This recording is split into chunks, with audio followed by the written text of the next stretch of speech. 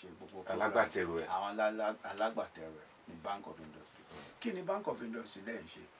Àwọn ní gbogbo àwọn tó ń jẹ́ enumerator, àwọn tó máa wá gbogbo àwọn tí wọ́n ń ta ọjà kéékèèké, wọ́n wá wọn kiri. Bí wọ́n ṣe ń wá wọn kiri, wọ́n á máa kọ orúkọ wọn lẹ̀ sínú fóònù wọn ni o. Wọ́n ní nǹkan tó fi ń, wọ́n ní irinṣẹ́ tó fi ń kọ orúkọ àwọn èèyàn tó ń tajà yẹn. Wọ́n á kọ orúkọ wọn sínú fóònù, gbogbo details yẹn ló máa wà bẹ́ẹ̀. Wọ́n á dẹ̀ wá ya fọ́tò wọn. Wọ́n á ya fọ́tò wọn, gbogbo information yẹn ló máa wà lórí fóònù gbogbo àwọn enumerator yẹn. Wọ́n á wá send ẹ̀ by electronic means, digitally. Tí wọ́n á send ẹ̀ padà sí Bank of Industry. Tó bá ti ṣe gbogbo yẹn tán, wọ́n á process ẹ̀, wọ́n á rí i pé ẹni tó fẹ́ gba owó yìí kò gbà rí o. Wọ́n á ṣẹ̀ wá send owó yẹn sí orí fóònù ẹni tí àwọn ọlọ́jà yẹn. Àwọn ọlọ́jà yẹn wá lè lọ máa cash ẹ̀. Wọ́n lóríṣiríṣi ibi tó ti máa cash ẹ̀. Ṣùgbọ́n tó bá ti san 10,000 padà, torí 10,000 ló ń fún wọn. And àwọn tó ń fún ní 10,000 yẹn, àwọn ọlọ́jà kéékèèké ni o. Ẹlòmíì tó yẹ pé bóyá ẹ̀pà ló ń tà, ìmíì ọ̀gẹ̀dẹ̀ ló ń tà, ìmíì pọ̀nmọ́, ó kàn ra kó pọ̀nmọ́ ẹ̀ sínú ike kan tó ń tà. Gbogbo owó pọ̀nmọ́ náà lè má ju 3,000 lọ. Gbogbo nǹkan tó ń tà lè má ju 2,000 lọ. Wàá kọ́ fún ní 10,000 yẹn. Bó ṣe ń san padà báyìí láàrin oṣù mẹ́fà. Kì í ṣe pé yẹn ń fún wọn pátápátá. Oh no, àwọn máa san padà. Bó ṣe ń san padà yẹn náà máa gba 15,000. Bó ṣe san yẹn padà á gba 20. Bó ṣe san yẹn padà á gba 25. Bẹ́ẹ̀ lọ sí 100,000. Ṣé rí nǹkan tó fi ń san, táwọn ọlọ́jà fi ń san padà ni pé wọ́n bá ṣe ń san padà náà ń rí gbà sí. Tó bá ṣe ń san padà, is automatic. Tó bá tí àwọn bá ti san padà, wọ́n á fún 15. Bá ti san padà, wọ́n á fún 20. Ìkíní nǹkan tá à ń ṣe kì í tiẹ̀ ṣe pé àwa la dálẹ̀. India náà ti kọ́kọ́ bẹ̀rẹ̀ sí í ṣe àwọn kìíní nítorí pé àwọn náà ní ọ̀pọ̀lọpọ̀ àwọn èèyàn tó yẹ pé wọ́n ń ṣe ìgbà tó ń tọjà kéékèèké, tó yẹ pé wọ́n ṣẹ̀ṣẹ̀ ń tọjà kéékèèké yẹn, ìmí inú wọn ó lè má rí ju èrè ẹ̀ lórí ẹ̀ tí ó kéré, tó jẹ́ pé ó tiẹ̀ lè má tó láti ṣe nǹkan kan. Nítorí náà ni ìjọba fi máa pinnu pé òkè, ẹ̀yin tẹ̀ ń tajà yìí, ẹ̀yin lẹ pọ̀ jù nínú gbogbo àwọn tó ń tajà. A ń láti máa fún yín lówó díẹ̀díẹ̀, a ń láti máa fún yín lówó díẹ̀díẹ̀. Kẹ́yìn náà máa rí rà, kẹ́ ẹ máa lè máa rí tà díẹ̀díẹ̀. Ẹ̀yin náà máa gòkè àgbà nínú ẹ̀ máa rí dàgbàsókè nínú ọjà tẹ́ ń tà yìí. Tí a bá ṣe bẹ́ẹ̀, báwo ni mẹ̀kúnnù ṣe máa gbérí láàrin wa? Bá a bá ṣe bẹ́ẹ̀, báwo ni mẹ̀kúnnù ṣe rí? Gbogbo àwọn tó ń sọ̀rọ̀ yìí, ọ̀rọ̀ yé wọn. Ọlọ́run dẹ̀ ní jẹ́ ká rí hílà yìí lọ. Ọlọ́run ní jẹ́ ká rí pé ká má ní lọ́wọ́. Ọ̀rọ̀ òye wọn ni. Ẹni tọ́rọ̀ bá yé, tó bá rẹ̀ ẹni tí ò ní ààyè, àrònú á dẹ̀ wò. Nǹkan tí Muhammadu Buhari ti ń ṣe látijọ́ ẹ̀ nìyẹn. Torí òun ni chairman Katsina Foundation, ibi tóun náà ti bẹ̀rẹ̀ sí ro kíní ẹ̀ nìyẹn. Torí ó rí i pé wọ́n ń ṣe ní India.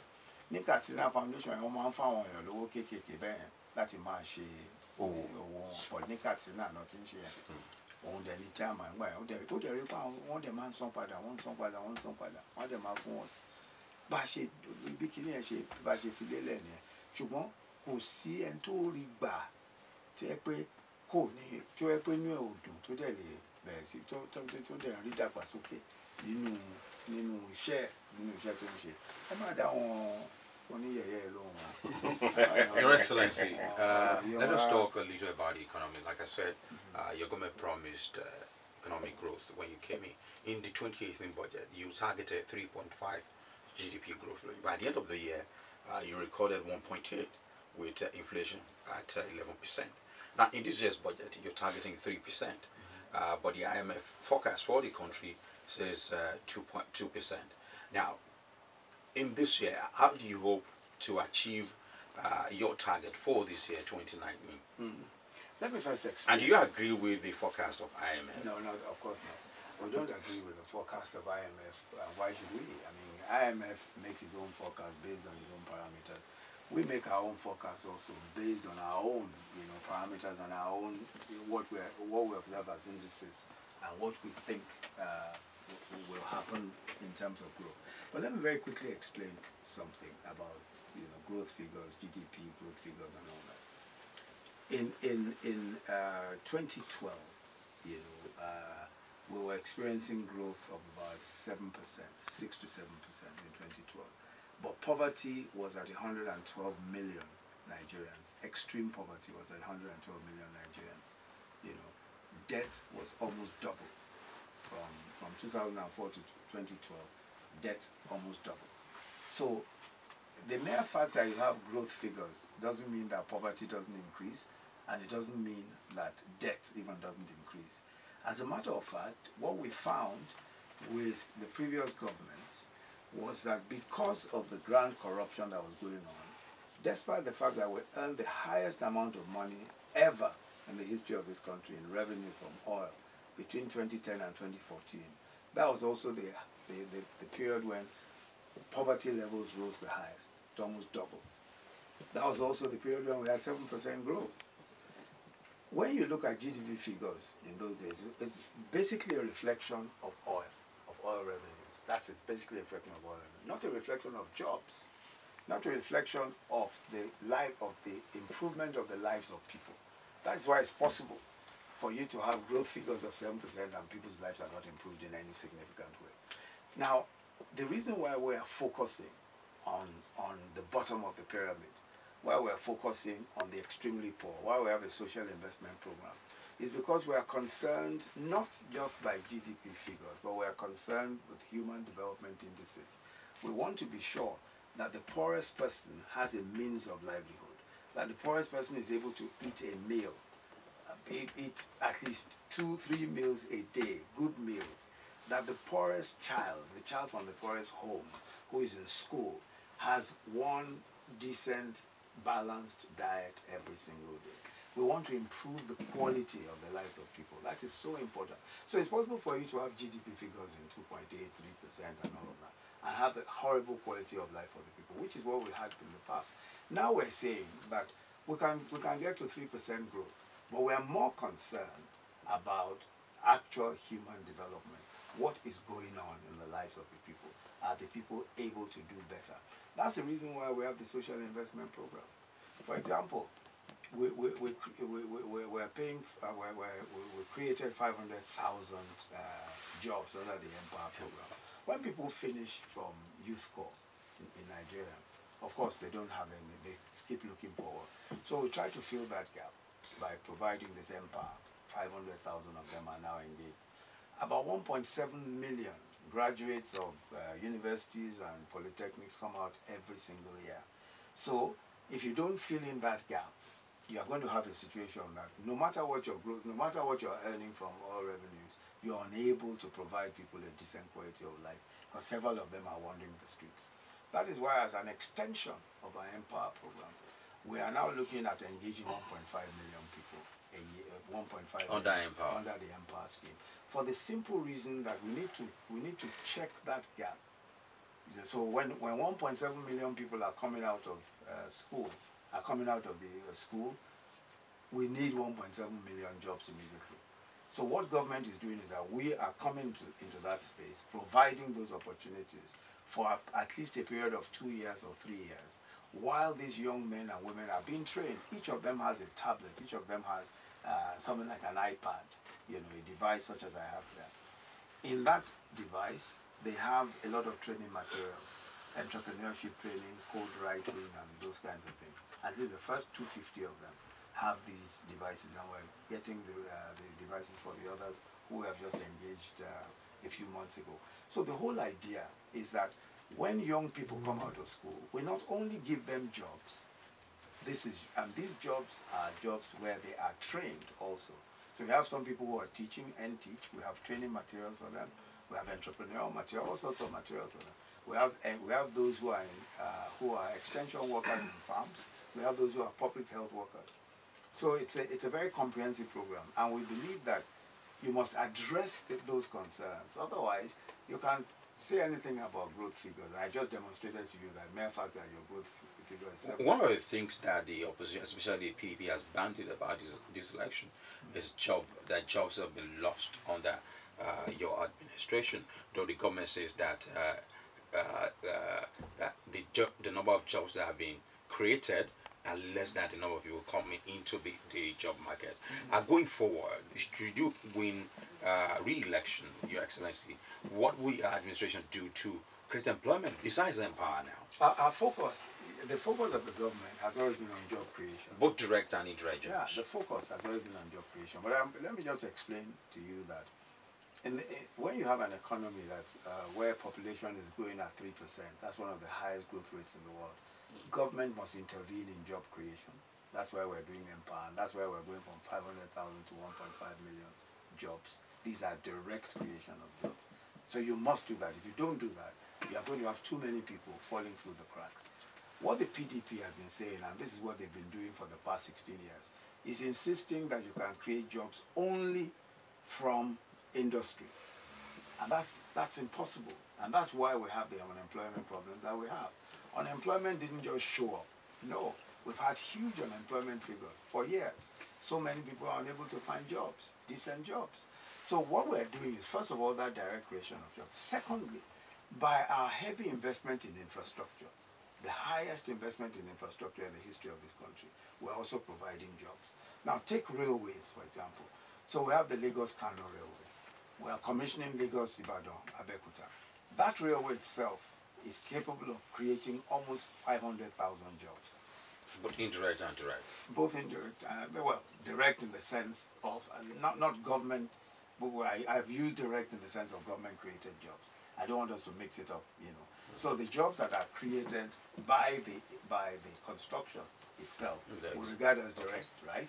So the other jobs, such as people who are servicing food sellers, casual workers, all sorts of things, that will take it to another, you know, I don't know. And when it comes to like that, there's going to be engineers and Engineers, of course, well. everybody, administrators, etc. Already, so this is not speculation.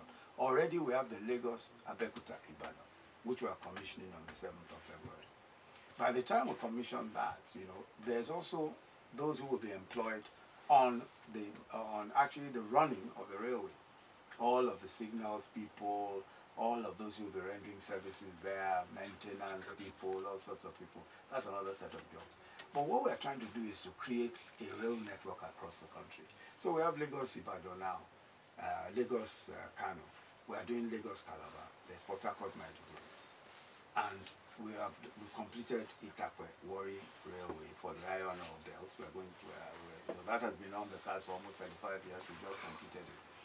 We have also completed the Abuja Light Rail, which is inside Abuja itself, and the number of jobs that are coming from that. And also Abuja Kaduna, we completed that. So just looking at the rail network alone, the capacity of that to produce jobs, we think that we should be able to do something in the order of 2 to 3 million jobs, just from railway infrastructure alone.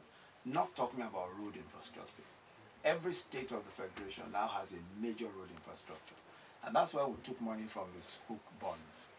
You know, so in the Sukuk bonds, as well as the sovereign wealth authority, we also have a fund there just for road building. So we have all these roads all over the country that are being constructed now, major federal roads. All of those will also provide job opportunities. But we also think that technology in particular, technology and innovation for young people is a big, big job creation area. That is the reason why we're setting up what is called an entrepreneur bank. The Bank of Industry before now used to try and give out loans to people who are starting businesses, starting technology, and that. But Bank of Industry is already overwhelmed. There are too many things that it does. It does the big loans. It really can't do these retail type loans as well. That's why we're setting up this entrepreneur bank. And the entrepreneur bank is much more nimble.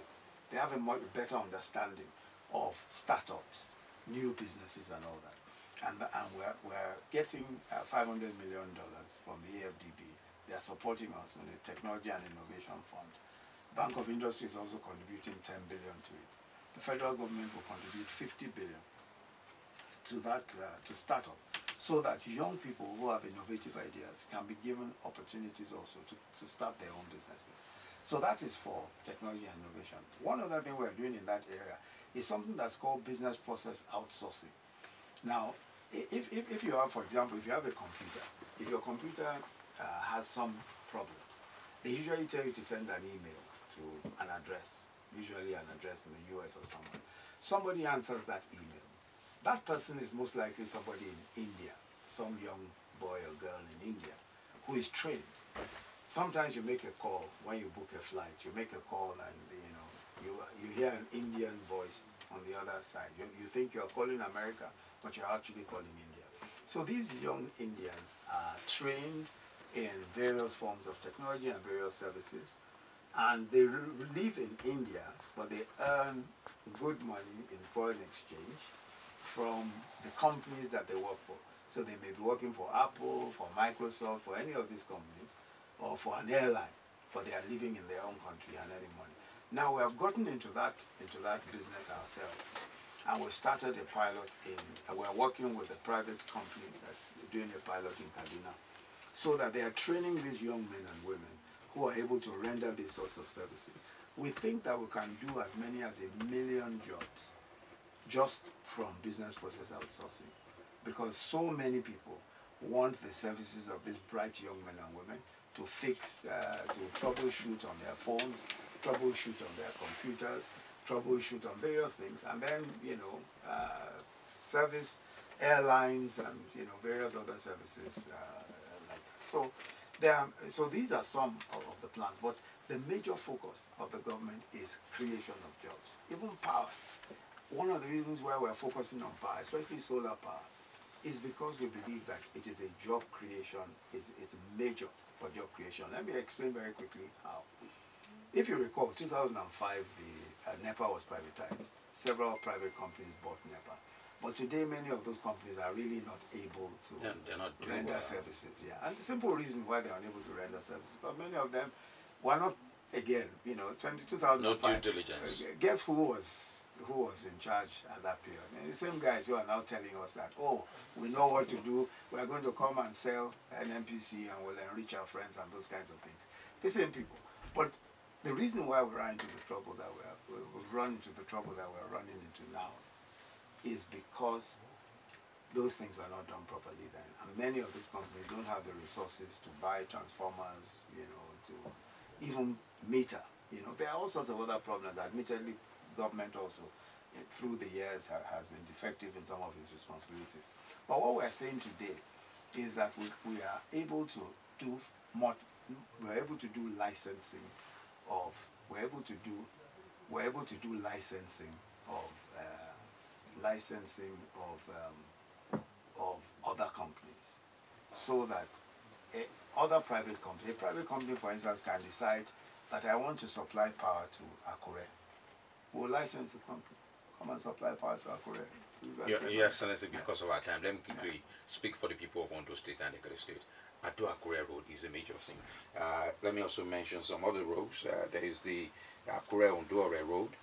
There's the Akure-Oikare Road. And of course, the deep sea port is also a major issue. The deep sea port is also a major issue for the people of Ondo State. In fact, you should see the problem at Ayetoro. There is also the problem of ocean salt. If something is not done quickly, the whole community could be wiped up totally. We're fully aware of the Ayetoro issue, and we're on top of that. It's an ecological problem that we're trying to solve along with the state government.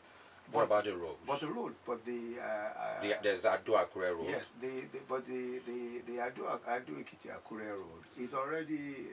In fact, just today, the governor announced that it's been fully designed, ready to go now. It's ready to start. The governor even announced it today, acknowledging that the federal government is fully on top of it, and the federal government has approved it. So we're ready to fly. Okay, there is also the Akure-Oikare Road.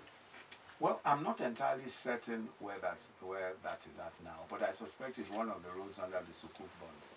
I think it's one of those roads under the Sukuk bonds that has already been awarded, already been contracted under the Sukuk bond. I think it's one of those that has been contracted under the Sukuk bond. So, but you see, every federal road, and I want you to take note of this, every federal road is very crucial and important to the federal government. And we're trying to do all major federal roads because we believe that this is important for the economy. Very, very important for the economy. So it's not just a matter of just doing the roads because Ondo people would like those roads to be fixed. We think that these roads are very important to the economic to the economic development of Nigeria. Very, very crucial.